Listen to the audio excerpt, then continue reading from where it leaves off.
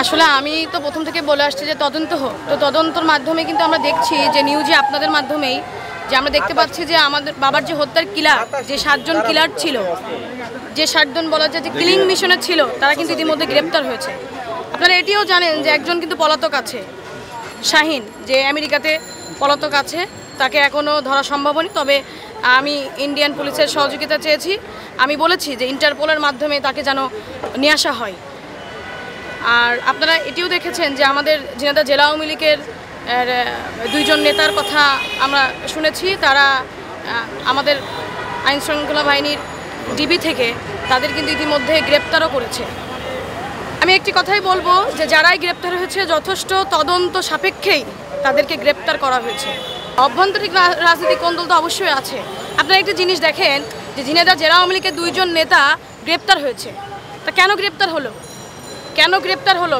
যথেষ্ট তথ্য। আপনারা এটিও জানেন যে মূল কিলার শিমুল ভুইয়া, যে শিমুল ভুইয়া ছিলেন, তিনি কিন্তু 164-এ কোর্টে কিন্তু সে বলেছে গ্যাস বাবুর কথা, সাইদুল করিম মিন্টু সাহেবের কথা কিন্তু তারা বলেছে। আবার এই গ্যাস বাবু তিনিও কিন্তু কোর্টে গিয়ে 164-এর মাধ্যমে কিন্তু সাইদুল করিম মিন্টু চাচার কথা কিন্তু বলেছে। তো অবশ্যই তাদের সংশ্লিষ্টতা আছে বলেই তাদেরকে গ্রেপ্তার করা হয়েছে, এটি আমি বিশ্বাস করি। এবং যে তদন্ত হচ্ছে, এই তদন্ত সাপেক্ষেই তাদেরকে আইনের আওতায় নিয়ে আসে। অবশ্যই রাজনৈতিক অভ্যন্তরীণ কোন্দল আছে, নাহলে কেন তারা এই নৃশংস হত্যাটির সাথে তারা এর সাথে জড়িত থাকবে? তারা তো সব কিছুই জানতো, তারা আমাকে সান্ত্বনা দিতেও আসছিল, তারা কেন আমাকে বলেনি?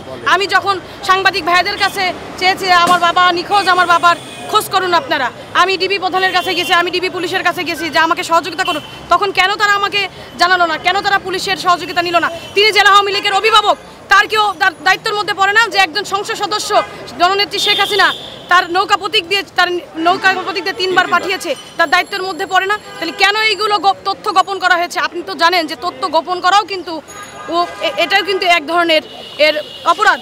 এবং আপনারা জানেন ইতিমধ্যে কিন্তু আমরা ঝিনাইদহে গিয়ে 3টি মোবাইল উদ্ধারের কথা কাজ করেছিল, সেই উদ্ধারে কিন্তু 3টি মোবাইল কিন্তু তারা পায়নি। আলামত নষ্ট করাও একটি অপরাধ।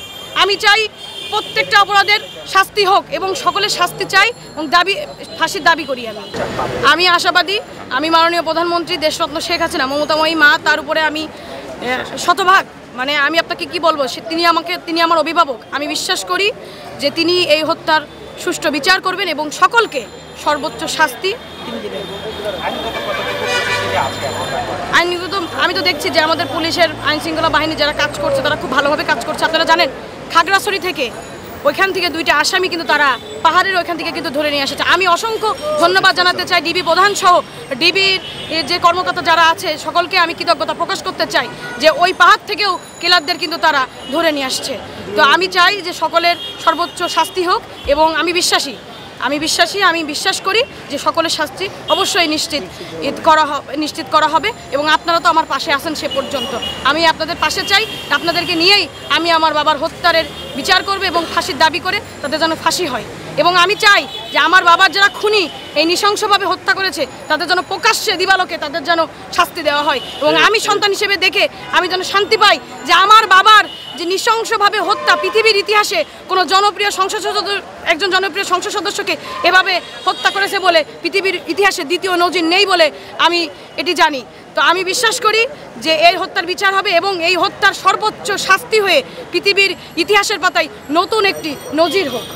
তো বললাম ইন্টারপোলের সহযোগিতা আমি চেয়েছি। আমি ইতিমধ্যে ইন্ডিয়ান সিআইডি যারা কাজ করছে এটির বিষয়ে তাদের সাথে আমি কথা বলেছি যে আপনারা এটির সহযোগিতা করেন, যে আমেরিকায় আছে তাকে ইন্টারপোলের মাধ্যমে তারা আপনাদের দেশে আপনারা ফিরিয়ে আনেন এবং তাকে সর্বোচ্চ শাস্তি দেন। তারা আমাকে নিশ্চিত করেছে যে তারা এই মর্মে তারা কাজ করছে। এ পর্যন্ত যায়নি, কিন্তু আমার খুব অতি শীঘ্রই আমি যাব, কারণ ইন্ডিয়ান পুলিশের আমার সিআইডির সাথে কথা হচ্ছিল, তারা চিঠি করেছে যারা আমরা এখান থেকে ডিএনএর জন্য যাব। তো সেই চিঠিও ইতিমধ্যে আমাদের বাংলাদেশে চলে এসেছে। তো খুব শীঘ্রই আমরা একটি সময় সাপেক্ষে আমরা ইন্ডিয়াতে আমরা যাব, কলকাতায় যাব। মুমতারিন ফেরদৌস ডরিন।